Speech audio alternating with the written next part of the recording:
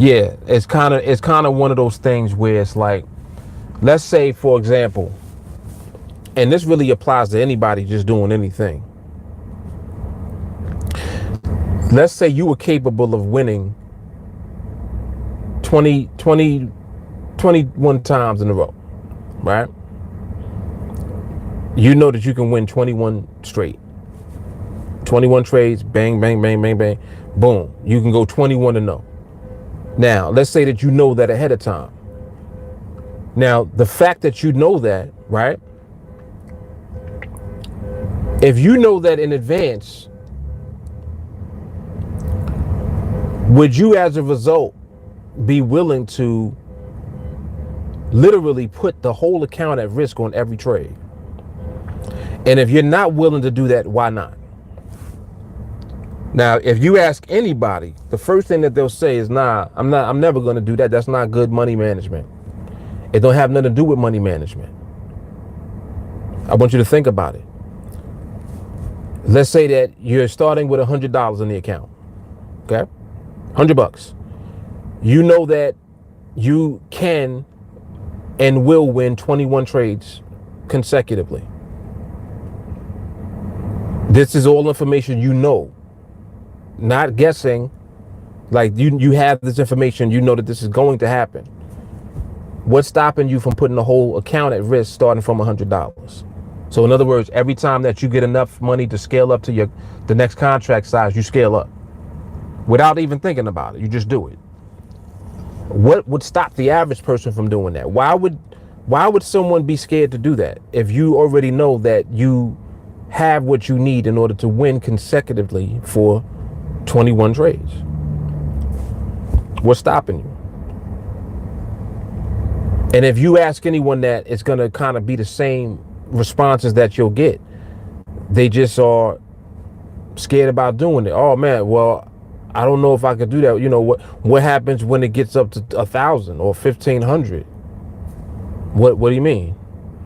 Well, you know, it's bigger now. There's more money. So what? What does that have to do with anything? What does that have to do with what you're doing? What does the account size have to do with what you're doing in as far as your trading? All you're doing is taking the trades. That's your job. What do the account size have to do with that? You see the mindset that I'm trying to get you to tap into? One thing has nothing to do with the other, but everyone makes the other thing as big as the one thing. Don't make the other thing, which is irrelevant, bigger than what you're focusing on. Your job is to focus on your trades. You're not even taking the trade until it comes, until the market give it to you. This is how you're going to be able to win consistently. You scared to pull the trigger because it's 10 contracts now? You scared to pull it because it's 20? You scared to pull it because it's 30? Oh man, but what if? And see, as soon as you start the what if, that right there lets you know that you don't have the mindset yet. If you're still worrying about what if and asking what if, you definitely don't have the mindset yet. And if you don't have the mindset yet, it is what it is. You're not ready. That's how you can gauge whether you're ready to go live. So when people ask me, man, Mark, you know, I think I'm ready to go live. I hope you are. Because for you to say that you think that you're ready to go live, then that means that you're ready to put yourself to the test, the real test. The real test now is use your skill as the capital.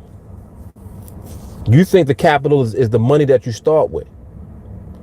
If you're more concerned about the deposit than you are about your execution, you're not there yet. Man, I don't want to lose what I put in. Why would you lose it all? You're training to develop skill. Why would you lose?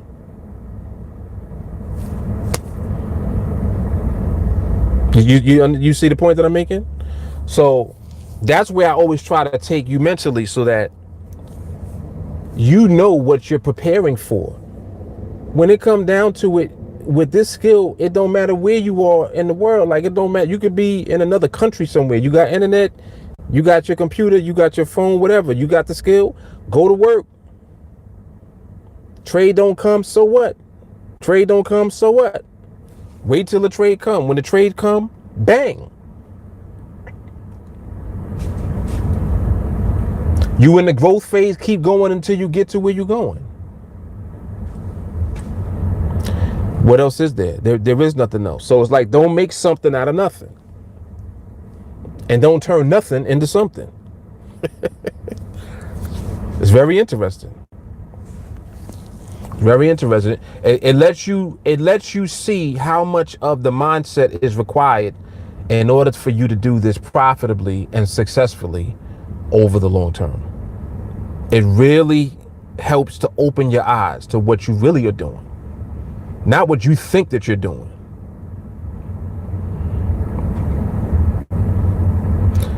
Yeah, I like what y'all are saying.